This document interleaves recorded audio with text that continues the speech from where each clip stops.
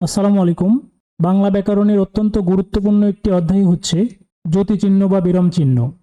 জ্যোতিচিহ্ন বা বিরাম চিহ্ন থেকে বিভিন্ন পরীক্ষায় আসা অত্যন্ত গুরুত্বপূর্ণ 25টি এমসিকিউ প্রশ্ন আমরা ব্যাখ্যা বিশ্লেষণ সহ সমাধান করব। সমাধানে এসআর স্টাডি কেয়ার। 1 নম্বর প্রশ্ন, বাংলা ভাষায় জ্যোতিচিহ্ন প্রচলন করেন কে? বাংলা ভাষায় জ্যোতিচিহ্ন বা বিরাম চিহ্নের প্রচলন করেন ঈশ্বরচন্দ্র বিদ্যাসাগর। তার 1847 সালে প্রকাশিত গল্পগ্রন্থ বেতাল পঞ্চবিংশতি গ্রন্থে তিনি সর্বপ্রথম জ্যোতিচিহ্নের ব্যবহার করেন। বাংলা ভাষায় জ্যোতিচিহ্নের ব্যবহার করেন হচ্ছে ঈশ্বরচন্দ্র বিদ্যাসাগর। ক নম্বর, বাংলা ভাষায় জ্যোতি বা ছেদ চিহ্ন মোট কয়টি? এই প্রশ্ন নিয়ে মতভেদ রয়েছে, তবে প্রচলিত হচ্ছে বাংলা ভাষায় জ্যোতি বা ছেদ চিহ্ন মোট 12টি। এগুলো হচ্ছে কমা, সেমিকোলন, দাড়ি, প্রশ্নসূচক চিহ্ন, বিস্ময়সূচক চিহ্ন, কোলন, ড্যাশ, কোলন ড্যাশ, লোভ বা ইলেক, উদ্ধরণ চিহ্ন, হাইফেন এবং বন্ধনী। এই 12টি হচ্ছে প্রচলিত। তবে নবম দশম শ্রেণীর ব্যাকরণ বইয়ে নতুন 3টি ছেদ চিহ্ন হচ্ছে, এক হচ্ছে বিন্দু, ত্রিবিন্দু এবং হচ্ছে বিকল্প চিহ্ন। এই 3টির সংযোজন রয়েছে, কিন্তু উপরে 12টি থেকে 2টিকে বাদ দেওয়া হয়েছে। সেগুলো হচ্ছে ইলেক চিহ্নটি, এই যে ইলেক চিহ্নটি বাদ দেওয়া হয়েছে, এবং হচ্ছে কোলন ড্যাশকে বাদ দেওয়া হয়েছে, কোলন ড্যাশকে বাদ দেওয়া হয়েছে। প্রচলিত হিসেবে বাংলা ভাষায় জ্যোতিচিহ্ন মোট 12টি হবে। ক নম্বর, 12টি। বাংলা ভাষায় ব্যবহৃত জ্যোতিচিহ্নগুলোর কতটি বাক্যের শেষে বসে? তো এই প্রশ্ন নিয়েও মতভেদ রয়েছে। অনেকের মতে 3টি এবং অনেকের মতে 4টি। তো স্পষ্টভাবে 3টি হয়। একটি হচ্ছে দাড়ি, হচ্ছে প্রশ্নবোধক, অন্যটি হচ্ছে বিস্ময়সূচক চিহ্ন। অনেকের মতে এই 2 দাড়িকেও শেষ বিরাম চিহ্ন হিসেবে নিয়ে মোট 4টি বিরাম চিহ্ন বাক্যের শেষে ব্যবহৃত হয় বলে উল্লেখ করা হয়েছে। প্রচলিত হিসেবে আমরা বাক্যের শেষে ব্যবহৃত বিরাম চিহ্ন আমরা 4টি দেব। ক নম্বর, 4টি। কমা কোথায় বসে? অপশন কতে আছে বাক্যের মাঝে কোনো পদ ব্যাখ্যা করার জন্য, এক্ষেত্রে আমরা কোলন ব্যবহার করব। 2 আছে প্রশ্ন বোঝানোর জন্য, প্রশ্ন বোঝানোর জন্য প্রশ্নবোধক চিহ্ন ব্যবহার করব। গতে আছে সম্বোধন পদের পর, আমরা জানি সম্বোধন পদের পরে কমা ব্যবহৃত হয়। যেমন আমি যদি এভাবে লিখি, রহিম এদিকে এসো, এই বাক্যে রহিম হচ্ছে সম্বোধন পদ, এরপরে আমরা কমা ব্যবহার করব। রহিমকে আমি সম্বোধন করতেছি বা ডাকতেছি, রহিম এদিকে এসো, সম্বোধন পদের পরে কমা ব্যবহৃত হয়। তাহলে এখানে অ্যান্সার হবে গ নম্বর, সম্বোধন পদের পরে। বাক্যে কমা অপেক্ষা বেশি বিরতির প্রয়োজন হলে কি বসে?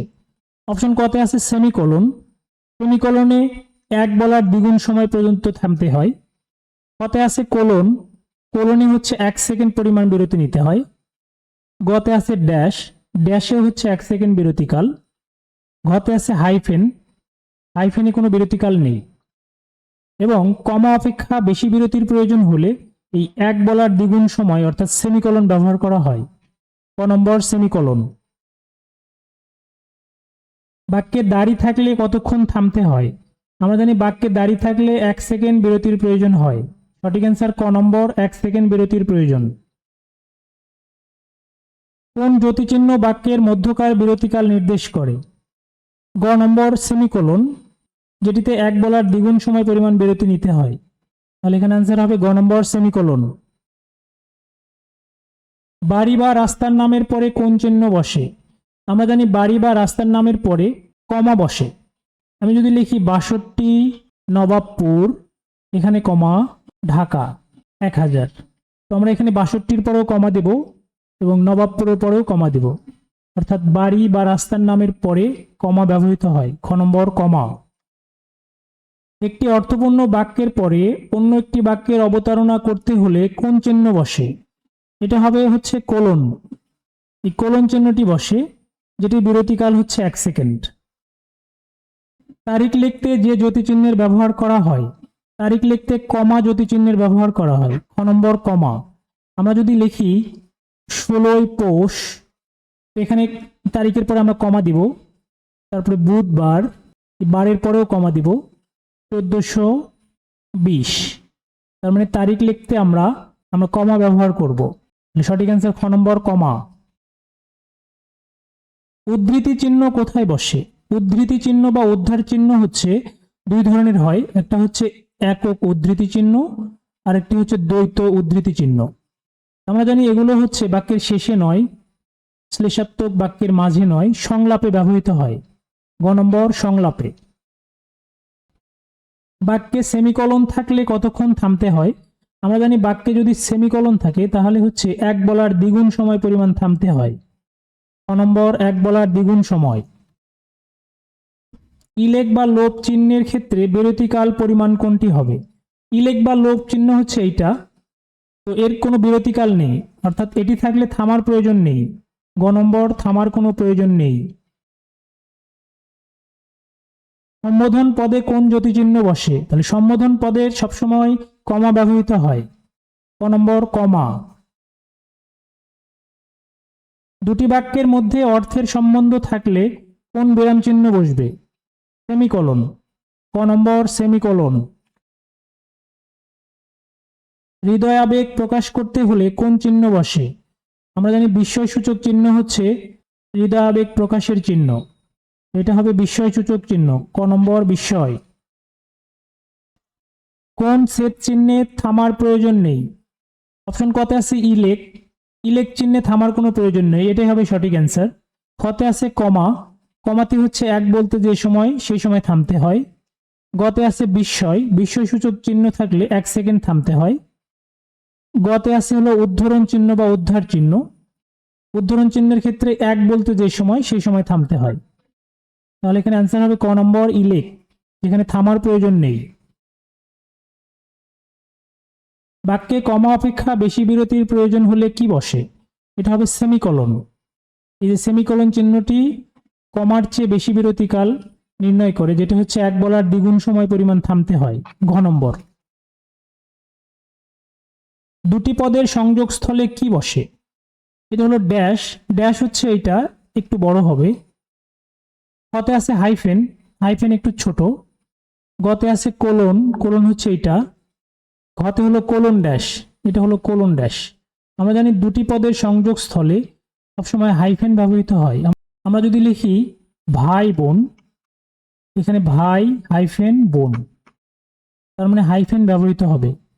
ক নম্বর হাইফেন। বিরাম চিহ্ন কেন ব্যবহৃত হয়? বাক্যের অর্থ স্পষ্টীকরণের জন্য বিরাম চিহ্ন ব্যবহৃত হয়। ক নম্বর বাক্যের অর্থ স্পষ্টীকরণ। কোনো কথার দৃষ্টান্ত বা বিস্তার বোঝাতে বসে সেমিকোলন, ড্যাশ, কমা এবং হাইফেন। এটা অনেকে ড্যাশ বলেছেন, আবার অনেকে কোলন বলেছেন, তো যেহেতু এখানে কোলন নেই আমরা এখানে অ্যান্সার দেব ড্যাশ। ক নম্বর ড্যাশ। নিচের কোনটিতে বিরাম চিহ্ন যথাযথভাবে ব্যবহৃত হয়নি? অপশন কতে আছে ডিসেম্বর 16, এখানে কমা আছে, এটি সঠিক আছে। কতে আছে 26 মার্চ, এই যে মার্চ তারিখের পরে এখানেও কমা আছে, এটাও ঠিক আছে। গতে আছে ঢাকা, কমা 21 ফেব্রুয়ারি 1952, এখানে কমা নেই, তাহলে এই গ নম্বরটি ভুল। তাহলে সঠিক অ্যান্সার হবে গ নম্বর। অন্যদিকে পহেলা বৈশাখ, কমা 1407, এটা ঠিক আছে, তাহলে অ্যান্সার হবে গ নম্বর। কোনটি কোলন? এটা হচ্ছে সেমিকোলন। হতে আছে হচ্ছে হলো কোলন, এটাই হলো কোলন। গতে আছে সমান, ঘতে আছে উদ্ধার চিহ্ন, তাহলে কোলন হবে হচ্ছে খ এটা। সেমিকোলনের বাংলা কি? কতে আছে পূর্ণচ্ছেদ, পূর্ণচ্ছেদ হচ্ছে দাঁড়ির বাংলা। কতে আছে আংশিক ছেদ, এটা নেই। অর্ধচ্ছেদ হচ্ছে হলো সেমিকোলন, তাহলে সেমিকোলনের বাংলা হবে হচ্ছে অর্ধচ্ছেদ। উল্লেখ্য কমা, কমার বাংলা হচ্ছে পাদচ্ছেদ, এখানে সেমিকোলনের বাংলা হবে অর্ধচ্ছেদ। গ নম্বর। যতিচিহ্নের ব্যবহার ব্যাকরণের। আমরা জানি যতিচিহ্ন বা ছেদ চিহ্ন ব্যাকরণের বাক্যতত্ত্বে বা সিনট্যাক্সে আলোচনা করা হয়, তাহলে যতিচিহ্নের ব্যবহার ব্যাকরণের বাক্যতত্ত্বে আলোচিত হয়। গ নম্বর বাক্যতত্ত্বে। ভিডিওটি যদি ভালো লেগে থাকে অবশ্যই চ্যানেলটি সাবস্ক্রাইব করবেন, ভিডিওটিতে লাইক, কমেন্টস এবং শেয়ার করবেন। কমেন্ট বক্সে ডান লিখতে ভুলবেন না। ধন্যবাদ।